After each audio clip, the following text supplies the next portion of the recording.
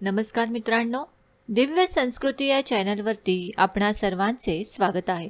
मित्रांनो, रामनवमी हा चैत्र महिन्यातील शुद्ध नवमी हा दिवस म्हणजे प्रभू श्री रामचंद्रांचा जन्मदिवस. श्री रामनवमीला श्रीराम जय जय राम हा नामजप तसेच श्रीरामाची अन्य उपासना भावपूर्ण केल्याने श्री रामतत्वाचा जास्तीत जास्त लाभ मिळण्यास मदत होते. या आदर्श देवतेची आपल्याला सदैव आठवण राहावी. तो आदर्श आणि त्यांच्यातील गुण आपण काही अंशी तरी आपल्यात उतरावेत म्हणून हे राम जन्माचे निमित्त.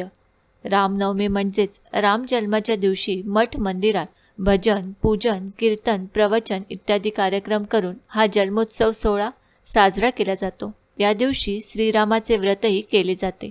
हे व्रत केल्याने सर्व व्रते केल्याचे फळ मिळते. तसेच सर्व पापांचे शालन होऊन अंती उत्तम लोकाची प्राप्ती होते असे सांगितले आहे. व्रताच्या एक दिवस अगोदर सकाळीच लवकर स्नान आटपून श्रीरामाचे नामस्मरण करावे. दुसऱ्या दिवशी म्हणजेच चैत्र शुक्ल नवमीला ब्रह्ममुहूर्तावर उठून घर स्वच्छ करावे आणि आपले दैनंदिन कार्यक्रम लवकर उरकून घ्यावेत. त्यानंतर गोमूत्र शुद्ध पाणी घरात शिंपडून घर पवित्र करावे. यानंतर देवपूजा करून व्रताचा संकल्प करावा. काम, क्रोध, लाभ आणि मोहापासून अलिप्त होऊन हे व्रत करावे. या दिवशी संपूर्ण 8 प्रहर उपवास ठेवला पाहिजे. दिवसभर ईश्वराचे भजन, स्मरण, स्तोत्र, पाठ, हवन करून राम जन्मोत्सव साजरा करावा. तसेच या दिवशी रामायण वाचणे आवश्यक आहे. या दिवशी मर्यादा पुरुषोत्तमाचे आदर्श अंगीकारण्याचा संकल्प करावा. प्रभू श्री रामचंद्र चरित्र श्रवण करून जागरण करावे. दुसऱ्या दिवशी म्हणजेच दशमीला पारायण करून व्रत सोडावे. गरीब आणि ब्राह्मणांना दान करून त्यांना जेवू घालावे. रामनवमीच्या उपवासादरम्यान हानिकारक विषारी पदार्थ आणि अपचन होणारे पदार्थ शरीरातून काढून टाकून शरीरातील विषहरण करण्यास मदत करणे हाच उद्देश आहे. यामुळे शारीरिक स्वास्थ्य आणि आजारापासून दूर राहण्याचा महत्त्वाचा भाग आहे. मार्च किंवा एप्रिल महिन्यात वातावरण बदलून अचानक उष्णता वाढते. याचाच परिणाम आरोग्यावर होऊ नये म्हणून हे व्रत करण्यात येते. एक दिवस उपवास करणे म्हणजे पोटाला आराम देणे. मित्रांनो, आपण उपवास हा खरं तर वैज्ञानिकदृष्ट्या आणि भक्तिपूर्णदृष्ट्या दोन्ही अर्थाने करायला हवा. एक दिवस उपवास करणे म्हणजे पोटाला आराम देणे, शरीरातील विषारी पदार्थ बाहेर काढून पोटातील जळजळ आणि त्रास याला आराम देण्याचा महत्त्व आहे.